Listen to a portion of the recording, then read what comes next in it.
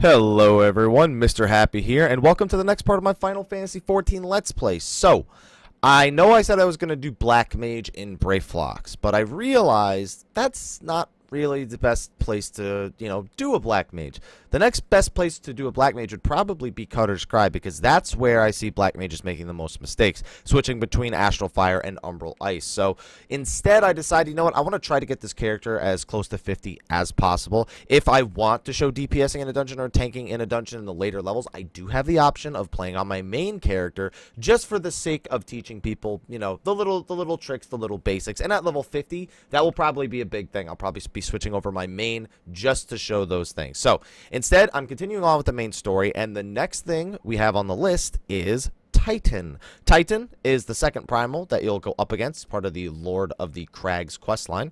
And you'll run into this at level 34. You're going to have to do a bunch of quests before you get to this after you complete Brayflox's long stop, though. So this is really...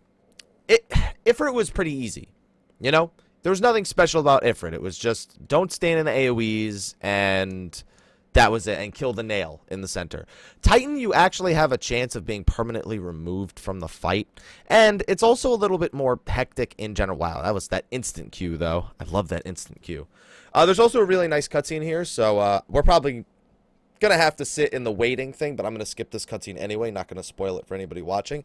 This is really the first primal for healers, tanks, and DPS, where you got to be paying quite a bit of attention. Now, some of the mechanics are very similar to Ifrit's, especially the weight of the land, which is very much like the eruptions, where it spawns under players, and you just have to move out of it. A lot of players have trouble dodging it. It's a little bit harder to get out of in time if you're not paying attention than the eruptions were.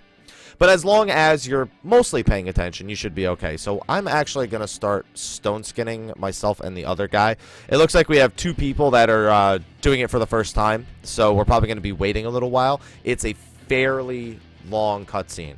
Now, in case you're wondering, from this point on, also, the primals have kind of like more rockish sounding theme songs, I guess you could say. It's really weird.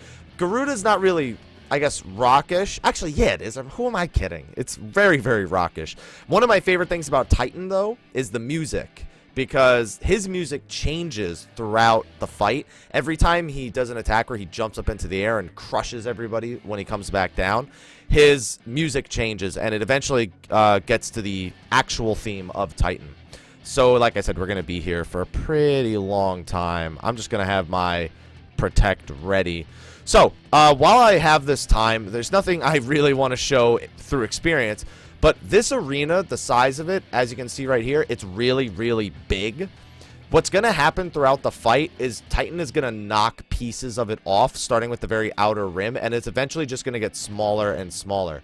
Now, in normal mode, it's still a pretty big size, even when it's, shrunk all the way down. But in hard mode and extreme, the arena eventually, in extreme, gets to just that center platform you're seeing right there, the different colored center platform. Now, you can fall off of the arena, and if you fall off, you are permanently removed from the fight unless your entire party wipes. So you really, really don't want to let that happen. And he has attacks that will attempt to knock you off of the arena. So I'm actually going to probably not cleric stance very much at all. I really, really wish I was doing this with keyboard and mouse. I've not been having a good day with the controller. My controller's been constantly shutting off in the middle of running animations, and then I can't stop it. It's been making me lose control. So I'm just kind of hoping that my controller doesn't do anything. I'm just gonna hold it completely still. Now, one thing I will do, he's gonna have stone skin at the start of the fight. I am going to DPS at the start. And all I'm going to do is, I'm going to Stone Skin too. Now, I like to use Presence of Mind for DPSing as opposed to anything else, really. But as you can see here, I pulled aggro. So let's not do that. So another thing is I now have Regen, which is a great tool. I could have just Stone Skin one. I just wanted to do that. The guy with the Bloodbath is not taking so much damage. So in single boss fights like this, Regen is a great, great thing. Okay, so now this is the attack where when he comes back down, he breaks the outer edge of the arena. And it can you can now fall off of the arena after this point.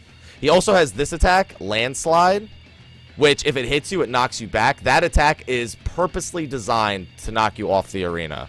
That is like its entire purpose. So you definitely want to avoid landslides. We should be getting Weight of the Land soon-ish. I think it's not until he jumps up into the air one more time. And in hard mode, by the way, all these mechanics are still here. They're just here a lot more. And as you can see, he does hit fairly hard from a healing perspective, you know? All right, I don't even need that. And in these single boss fights, also keeping regen on the tank, just, it saves you a lot of healing. Especially once you eventually get Divine Seal. It's heaven. So now the music changes. When the music turns into the... Oh my god, he almost ran right off the edge. So now you have to attack Titan's Heart. Now, nobody spoke before we started, so I'm hoping they know we have to go after Titan's Heart. He'll also start encasing people in these jails, and you have to break the people out or they can't do anything. So as a DPS, I mean, as a healer, I take it upon myself to ensure that that is done. Now, I'm kind of hoping he'll just be okay.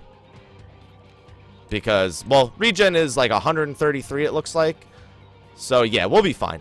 And once the heart breaks, then he's going to jump up into the air. And he's going to do his ultimate attack. His ultimate attack being Earthen Fury. It's very similar to the nail phase from Ifrit. Except that it hits... Oh, actually, that doesn't hit that bad. Just one Medica, and now he should start doing Weight of the Land. So now is when people need to be paying a little bit more attention. Luckily, no one's just flat out getting knocked off. So we should be fine. He's also going to start doing double stomps, I believe. Yeah, there's Weight of the Land. So as you can see, it's like Eruption, but it didn't look that bad to dodge. I don't have very much latency, but it's one of the attacks people have the most trouble dodging when it comes to Titan. And I'll throw out a Medica, and we should be fine. Now, I'm the one encased. So when the healer's encased...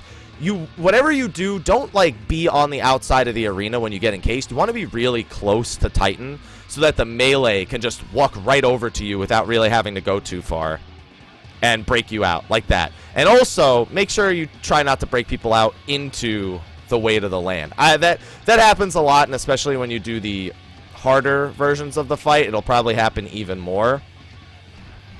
But it can be avoided. Eventually you do the fights enough and you learn the timings. Here in normal mode, that you probably will never have the opportunity to learn that. And he's almost dead, as a matter of fact.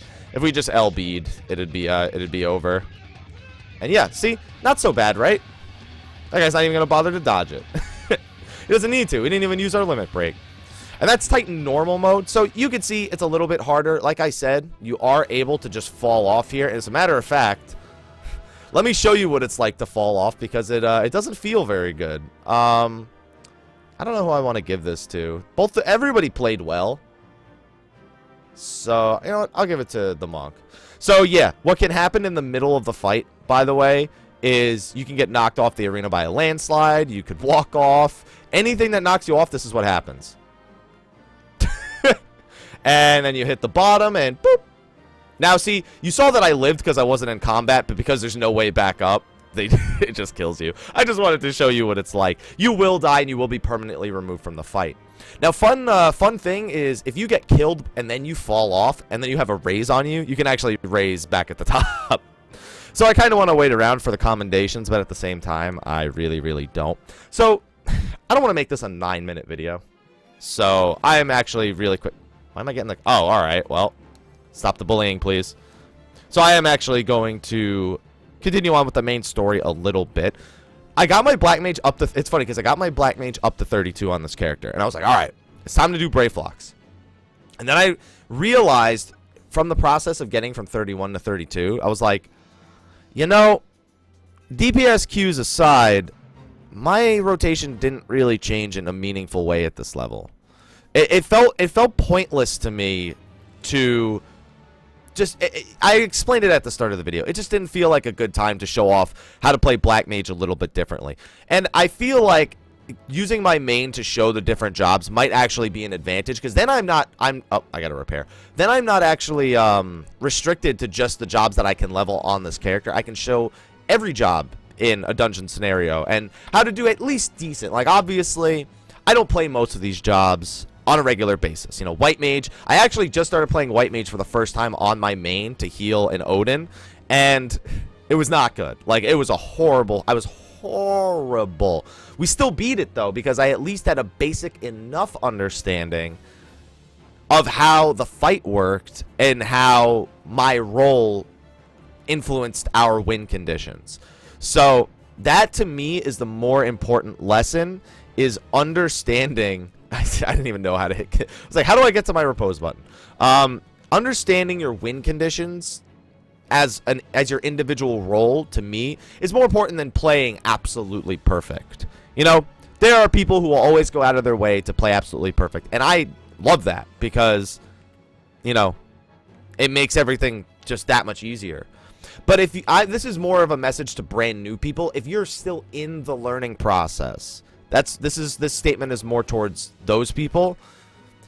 Playing perfect is not necessary. Like, playing perfect would mean, oh, you know, I know exactly how many heals, I know exactly when I can DPS, you know, what to react to every single possibility that the mechanic can come out with. Like, those things will come with time. You will eventually, if you put the time and effort into it, be capable of, you know, having, you know, performances like that. I want to show everyone how to do a good enough job to get the duty done.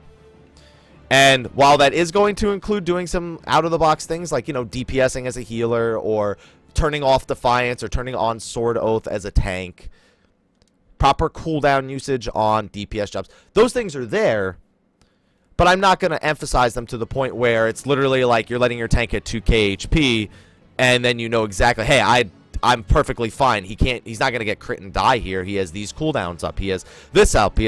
I know he's got this cooldown waiting for me. I know that, like, all those things. All of those things. I'm really looking forward to kind of doing that on my main, but a part of me wants to wait until level 50. Other than the Black Mage one. The Black Mage one is really specific. I have a big thing against the Black Mage because of I've just seen so many Black Mages just have a really hard time in Cutter's Cry that I really want to show. Also, you know, obviously I'm going to show every dungeon. I'm level 35 now, so I can actually go unlock Sunken Temple of Karn, and that could be the next video. In fact, why am I not doing that right this second? I'll hand in this quest, and then I'll go unlock Sunken Temple of Karn. How about that? That way I should know, but you know what? I want to show in the Sunken Temple of Karn. No, you know, no. I can unlock it in this video, yeah. I've already shown in plenty of the previous videos that dungeon, where to unlock it. We've passed by it in Vesper Bay a million times. I don't think it's necessary that I include that in the actual Sunken Temple quest. I could just say you get the quest from Vesper Bay and you can figure it out from there. It's a giant exclamation mark on your map, you know? Man, and also, I'm just trying to delay going outside and shoveling snow anyway. It's if you've been living in the northeast of the United States, you know what I'm talking about. It has not stopped snowing for almost 2 months now. I don't know what it is. We barely got any snow, like, for the first month of winter. But for the last 2 months, it has been a disaster here. I've never minded shoveling before. It's like, oh, yeah, you know, you shovel. It snows, you shovel. Whatever. You know, that's how I was raised. You know, when it snows, you shovel it. You don't wait for it to pile up. You shovel it a few times a day. You know, it's going to be 6 inches. Every 2 inches you shovel it. So that way you don't have to go out like once and, you know, you have all this heavy packed snow or anything like. But this is just getting ridiculous. All right. This is just getting absolutely ridiculous. Okay. So another thing is that I think I'm starting to fall behind a little bit in EXP on this job. I'm probably going to have to do roulettes and a few things as well. But, you know what? Let's go unlock Sunken Temple of Karn. So, first we're going to teleport over to Horizon. Oh, I don't think I have Camp Bronze Lake. You know, I've gone to Camp... I've had to go to Camp Tranquil twice now for the White Mage job quests. I still don't... I still don't have the Aetheryte. I keep forgetting. I'm so, like, single-minded, and it's like, okay, I go there, I get this done, I go back. I go there, I go there. That I've been leveling 2 other characters. All right. I've been leveling a lot of different characters. I'm beginning to forget which one has which done. So, I'm sorry. That's the best I can really say. Okay, I'm actually going to take the Chocobo Keep over to Vesper Bay. Just because I want this sick music. It takes a minute. What's the big deal? Oh, man. So I'll take this time to talk with you, my viewers. For anyone who hasn't seen it, I have a new podcast out called State of the Realm. It's not just my podcast, though. It's part of the Dream Network. It's a network that my significant other that I mentioned in my Mondays with Mr. Happy, Mel and I, we put it together. It's a bunch of Final Fantasy XIV streamers, but they don't just stream Final Fantasy XIV. You know, like Vidula Sai, one of the members, was streaming Dragon Ball Xenoverse last night. Sly has been streaming Persona 4. Joe's been streaming mostly Final Fantasy XIV. I think he's been trying to get some other games underway. And then it's just a group of people. We're all working together to try and make Final Fantasy XIV a little bit more of a community, of a presence on Twitch.tv. And we started a new podcast, me and Sly, a.k.a. Sly the Fox, a.k.a. Sly, a.k.a. Gray Fox, a.k.a. You My Boy Blue. So yeah, that is, if you understand that reference, that's a Hodge Twins reference. Another great YouTube channel. And I put it up on YouTube a few days ago. So if you haven't checked it out, go check it out and be sure to watch us live.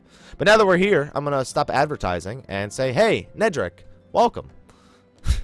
Hey, Braving New Depths. Yes, this is the quest to unlock Sunken Temple of Karn. I lost my train of thought there. So now we have to go all the way to south.